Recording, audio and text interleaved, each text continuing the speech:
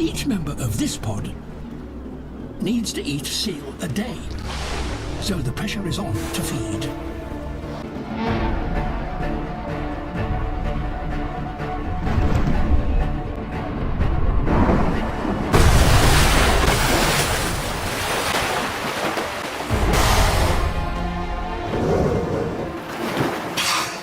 With the ice floe having broken in two, the seals have become more vulnerable.